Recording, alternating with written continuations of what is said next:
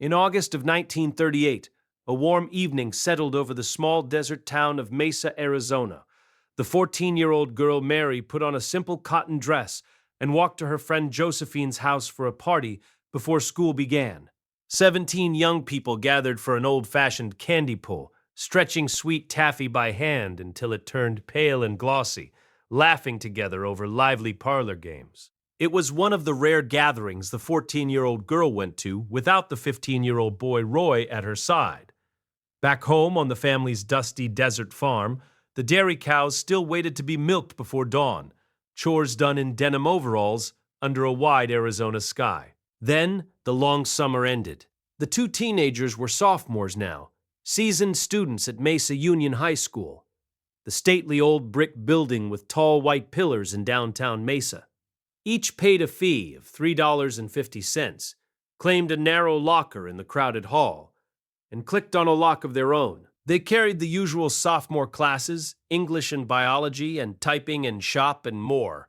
Yet this year a curious thing was true. The 14-year-old girl and the 15-year-old boy shared not a single teacher between them. They were growing up together, two children of the same little town, their lives already quietly braided into one. In the fall of 1938, the 14-year-old cowgirl Mary joined a brand new roping squad at Mesa Union High School. The principal had watched cowgirls spin lassos at a football game in Dallas and thought his own girls could do the same. Their teacher, Miss Entz, taught every girl to spin a cowboy lasso, and a real world champion roper showed them dazzling tricks. 50 girls made the famous marching squad, the Rebettes, all of them young ladies in matching purple satin shirts, pleated shorts, and white cowboy boots, their hair tied back in ponytails. The 14-year-old girl Mary was one of only 10 ropers. Gripping one end of her lasso tightly in her hand, she spun the long rope in whirling circles high over her head, the loop never once leaving her fingers.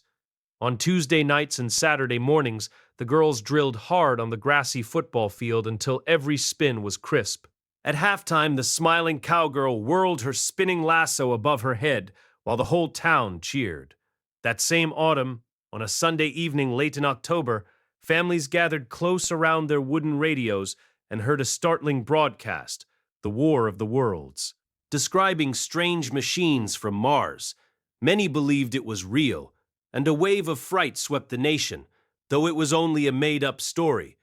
It was a season the cheerful young cowgirl would never forget. Mary was a lively, warm-hearted teenage girl, and in her sophomore year, the 14-year-old girl discovered how much she loved to speak and to serve. She entered a speech contest at Gilbert High School, standing tall at the microphone in a pretty cotton dress, her hair tied back, reading funny pieces that made the whole audience laugh. The same 14-year-old girl performed again for the townsfolk at a gathering in the elegant Hotel El Portal in Mesa, Arizona, quick with a joke and warm with everyone she met. On Sundays, the cheerful teenage girl gently taught a little group of small children at her church, kneeling beside them with a bright young smile, patient and kind, and she was honored for her faithful service. She belonged to a lively church youth group whose motto urged the young people to seek knowledge, guard their health, and love truth. Best of all, each morning long before sunrise, the 14-year-old girl walked to early morning seminary, a church class held in the dark before school.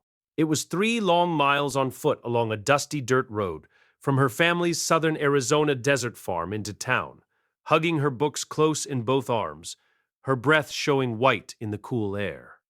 This bright teenage girl in her cotton dress, faithful and full of laughter, was growing up steady under the wide Arizona sky. While the 14-year-old girl Mary twirled her rope, the 15-year-old boy Roy was becoming a leader among the young farmers of Mesa.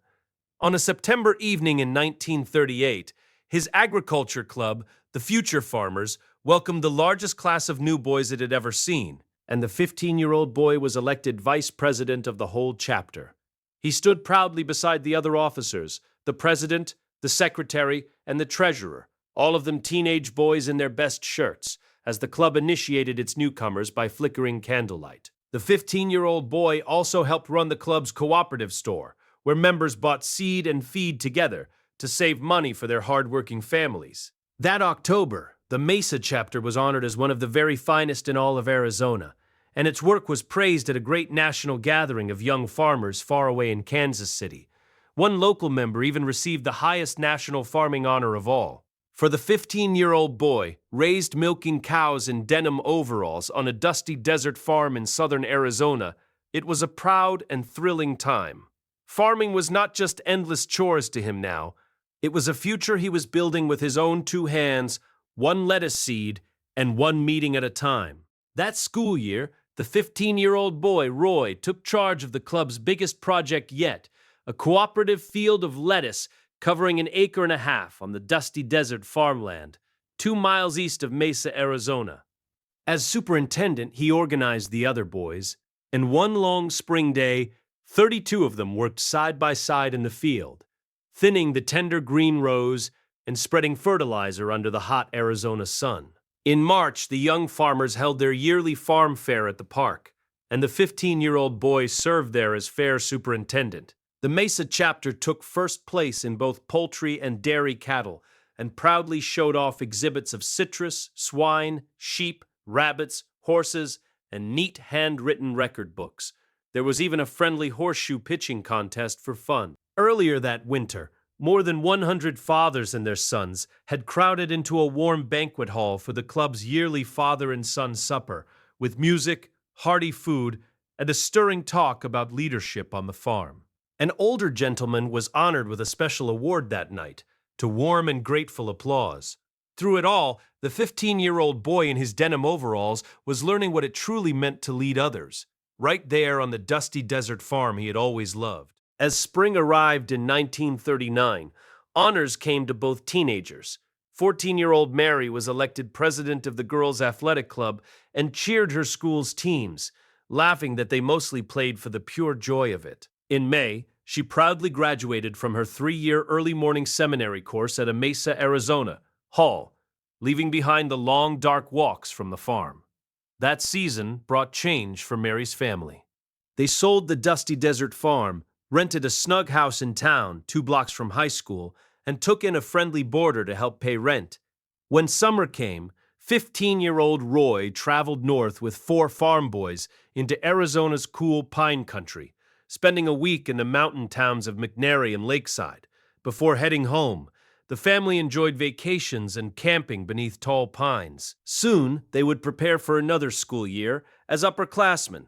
2 sophomores were becoming juniors, and a childhood friendship was quietly becoming something more.